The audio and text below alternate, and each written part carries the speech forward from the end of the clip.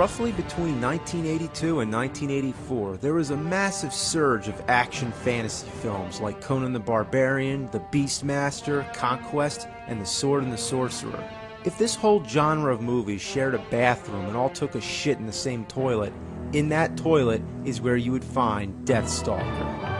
Welcome to a chaotic age of darkness, when people ran in fear from the armies and women were tossed around and fought over like toys. It's a world where the strongest survive. Heads get cut off, women are getting raped left and right, lightning and explosions. Lots of blood, lots of nudity, all hell breaks loose. Next came Deathstalker 2, Duel of the Titans, Deathstalker 3, The Warriors from Hell, and Deathstalker 4, Match of Titans. They were all produced by, who else? The Schlockmeister B-Movie King, 10 movie a year, Mr. Roger Corman. These posters are amazing. They're way better than the movies themselves. The characters in the movies don't even look anything like they do on the posters.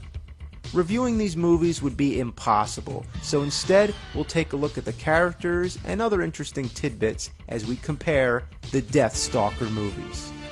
First, let's compare the heroes. Each movie follows a warrior who goes by the name Deathstalker. Never is he called by any other name, and usually he's never played by the same actor. It's like the James Bond franchise, from Sean Connery to Daniel Craig, but we're not comparing Bonds here, we're comparing Deathstalkers. The first guy is Rick Hill. He's an emotionless brute who just goes around killing people and raping women.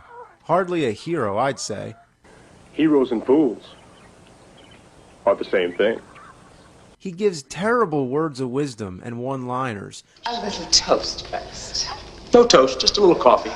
But he delivers them with such confidence. His barbaric manner and meat-headed persona sets the standard for what Deathstalker is all about. In Deathstalker 2, he's played by John Turleski. Ordinarily, I don't mind seeing a woman get a good beating if she deserves it.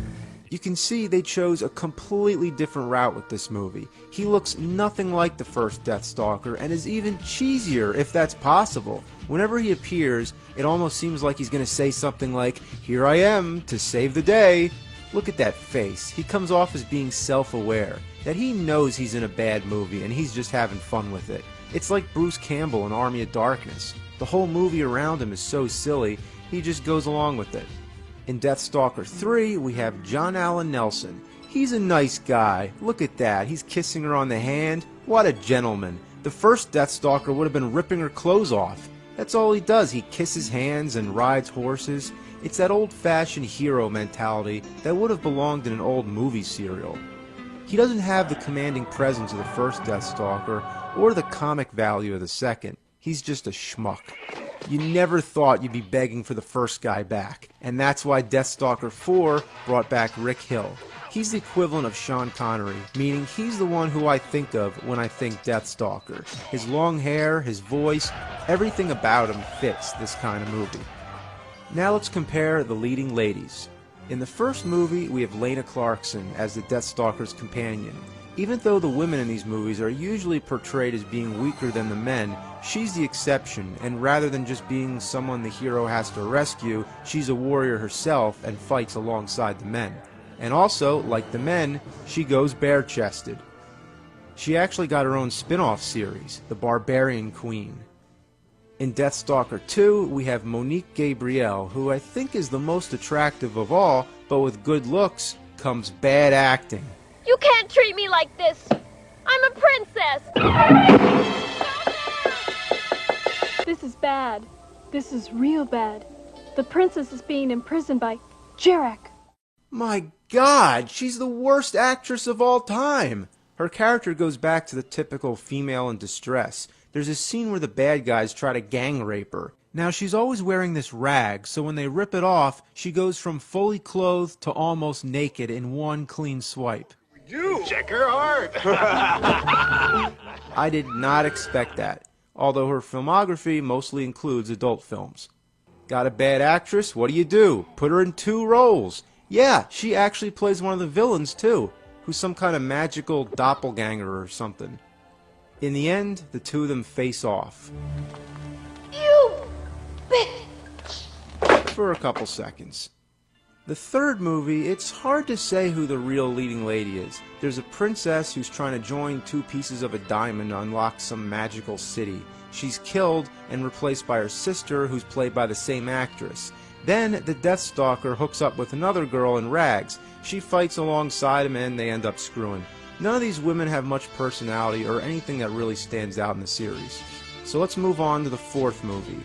Maria Ford is our final Deathstalker woman. The only one with hair that's longer and blonder than the Deathstalker himself.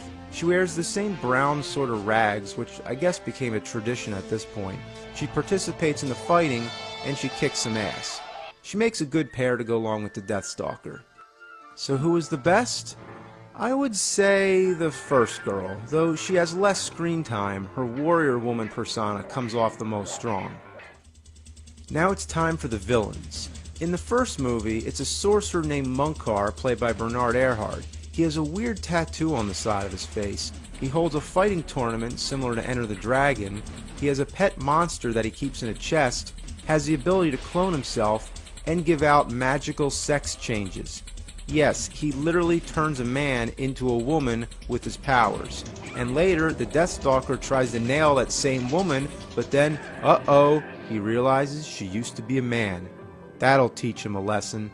The second movie has this jackass played by John Lazar. He's not much of a sorcerer, more like a sword fighter. In this scene, he's having a conversation with the evil princess while she's eating a banana, and he's casually killing off his own men. It's a really bizarre scene. This guy doesn't have much to do. He's far less interesting than the previous villain, but in the final scene, him and the Deathstalker have a pretty decent sword fight. It ends with the Deathstalker grabbing the sword, breaking it with his own hands, making faces, and jamming the broken end into his neck. Awesome. In Deathstalker 3, the villain is a guy named Truck Sardis, but it sounds like Truck Sawdust. Truck Sardis. Truck Sardis. Truck Sardis. Truck Sardis. Truck Sardis. Truck Sardis. Truck Sardis. Truck Sawdust. That's catchy. He's played by Tom Christopher. He looks way too ordinary to be a villain in a fantasy film. He makes up for it by wearing something different in every scene. And it's always something weird, like a fuzzy blanket wrapped around him. Finally, the scene where he first meets the Deathstalker, it appears that he's wearing something halfway normal for once. That is until you see his whole body, and what do you know? He has no pants. His evil scheme is to resurrect a room full of mummies. Supposedly these were warriors who he defeated in battle, and now they're under his control, if that makes any sense. Then all of a sudden there's banshees flying around. I mean, what the hell is going on with this movie? In the end, he fights the Deathstalker, and it is the worst sword fight I've ever seen. And it goes on forever.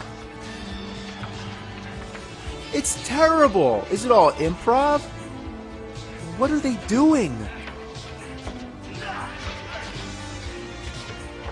Oh, where'd he go? I don't see where he went. Now he's using a blanket? It's like two kids playing. Deathstalker 4 isn't even worth talking about. Her name's Kana, played by Michelle Moffat. Having a woman as the villain was a good way to change it up, but her screen time is very small. She sits in a throne hosting the fighting tournament. Her evil scheme is to create an army of stone soldiers. She tries to turn the Deathstalker into one himself, but fails. There's this old guy who's like her henchman, and he spends the whole movie just announcing the fighters. I didn't even know who he was supposed to be. He doesn't do anything until the end. He fights the Deathstalker for about 20 seconds. He's completely useless. Kana herself gets killed very easily, so basically Deathstalker 4 sort of has two villains, but neither one of them is developed enough. It's a no-brainer. The first villain, Munkar, was the most powerful and the best. As in the best that Deathstalker villains could possibly get. Now let's talk about the wardrobe. Every Deathstalker movie has its own moments where somebody's wearing something that's truly ridiculous. In Deathstalker 1, it's that stupid half-vest thing. Why the hell is he wearing that? In Deathstalker 2, it's those random bad guys in the opening scene. What are they supposed to be dressed as? Superman with a ninja mask? In Deathstalker 3, just take a look. Why are there bat wings on their helmets? Is that a joke? Am I watching Monty Python and the Holy Grail? And Deathstalker 4, the dumbest of all. It's lion masks. I don't even understand if they're supposed to be masks or their heads are actually lions. I don't know. I can't believe I'm talking about this. That is some stupid shit.